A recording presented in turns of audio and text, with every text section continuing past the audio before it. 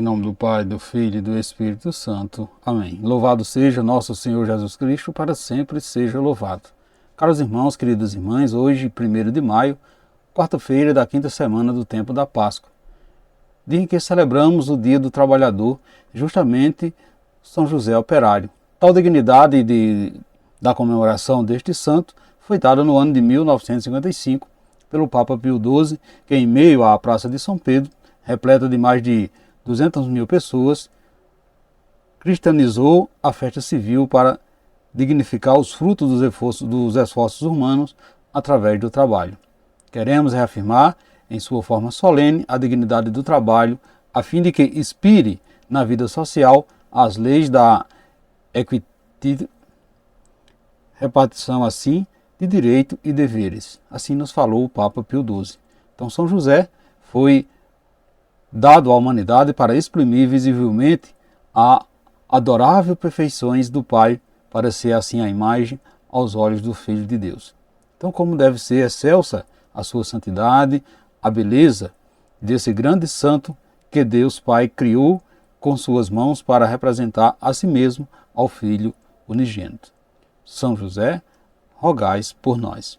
Então convido a você, convido toda a sua família para juntos partilharmos o Evangelho de hoje, tirado do Evangelho de Mateus, no capítulo 13, versículo dos 54 ao 58. O Senhor esteja convosco, Ele está no meio de nós. Proclamação do Evangelho de Jesus Cristo, segundo Mateus, glória a vós, Senhor. Naquele tempo, dirigiu-se para a sua terra. Jesus ensinava na sinagoga, de modo que ficava admirado, e dizia: de onde lhe vem essa sabedoria e esses milagres? Não é ele o filho do carpinteiro? Sua mãe não se chama Maria? E seus irmãos não são Tiago, José, Simão e Judas? E suas irmãs não moram conosco? Então, de onde lhe vem tudo isso? E ficaram escandalizados por causa dele. Jesus, porém, disse: um profeta só não é estimado em sua própria pátria e em sua família. E Jesus não fez ali muitos milagres, porque ele não tinha fé. Palavra da salvação, glória a vós, Senhor. Caros irmãos, queridas irmãs, a trajetória do profeta é marcada pela perseguição, é marcada pela rejeição, pela incompreensão até mesmo das pessoas do seu convívio. Com Jesus não foi diferente.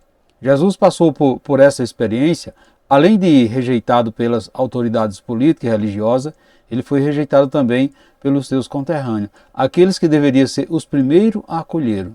Veja que no Evangelho de hoje, tirado de São Marcos, nos traz assim uma pequena amostra dos desafios enfrentados pelos profetas de ontem e os profetas de hoje continuam enfrentando. Veja que a cruz é certeira no caminho do profeta, pois são muitos os que tentam obstruir os seus caminhos, que tentam calar a sua voz, e que é impossível, pois nem a morte consegue calar a voz de um profeta. Portanto, caros irmãos, queridas irmãs, é justamente depois de sua morte que a voz do profeta ressoa com mais intensidade ainda no coração da humanidade. O profeta morre, mas a sua palavra fica no mundo, como ficaram as palavras de Jesus, o profeta maior, o profeta de todos os tempos. Portanto, meus irmãos, queridas irmãs, percebemos que Jesus andava por todos os lugares, ensinando, curando, libertando, realizando muitos prodígios, porque as pessoas o acolhiam com fé. No entanto, quando se dirigia para a sua terra, não era acolhido pelos seus. Por ser ele o filho de um carpinteiro, por ser ele filho de Maria, pessoas simples, pessoas trabalhadoras, a quem tudo já conhecia. E ficava admirado da sabedoria de Jesus, escandalizava-se diante dos seus feitos grandiosos. Veja que o próprio Jesus então esclarece o motivo pelo qual ele não conseguia realizar milagres junto às suas raízes. Um profeta só não é aceito, só não é estimado em sua própria pátria e em sua família, porque ele não tem fé. Veja, amados irmãos, queridas irmãs, esta observação de Jesus nos leva também a refletir sobre a nossa situação dentro da nossa casa, no meio da nossa família, entre aqueles que não o conhecem de perto. Não conseguimos despertar naqueles mais queridos a nossa confiança, porque eles nos julgam pelo que aparentamos e não conseguem enxergar a graça de Deus que age por meio de nós. Assim, meus irmãos, queridas irmãs, como aconteceu com Jesus, nós também, como profetas, como anunciadores da palavra, sempre teremos dificuldades, pois as pessoas duvidam de nós e não querem acreditar que estamos sobre o poder do Espírito Santo. Da mesma maneira, a situação pode se inverter quando somos incrédulos, desconfiados e não aceitamos os emissários que Deus quer nos aconselhar com suas palavras de sabedoria e Ele próprio sugeriu para nós. Então, meus irmãos, queridas irmãs, às vezes nós desprezamos as recomendações de Deus por intermédio das pessoas humildes e acolhemos as recomendações do mundo que, na maioria, são dadas por interferência de pessoas influentes, de boa aparência e de palavras bonitas. O parâmetro sempre será a nossa fé. Caros irmãos, queridas irmãs, a fé é a ponte que abre as portas do sobrenatural, podemos dizer assim. E a fé vai abrir as portas por onde circula a graça que Deus nos concede. Portanto, precisamos exercitar a fé dentro da nossa casa, no meio da nossa família, aceitando as palavras de sabedoria que o Espírito sopra através de todos.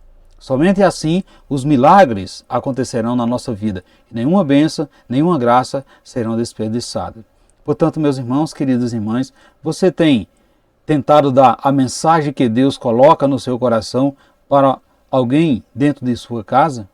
Aquilo que a mensagem de Deus lhe transmite, você tem tentado repassar para os seus dentro da sua própria casa? Você tem acolhido as pessoas como instrumento de Deus?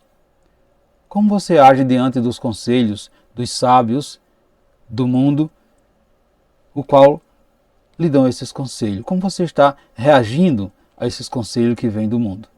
Você ouve mais a sua família ou as pessoas de fora?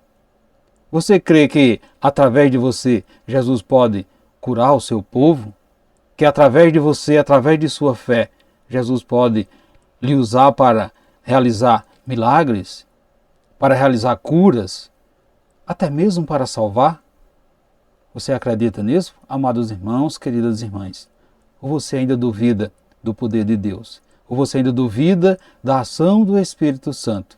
Reflita isso nesse dia de hoje, caros irmãos, queridas irmãs.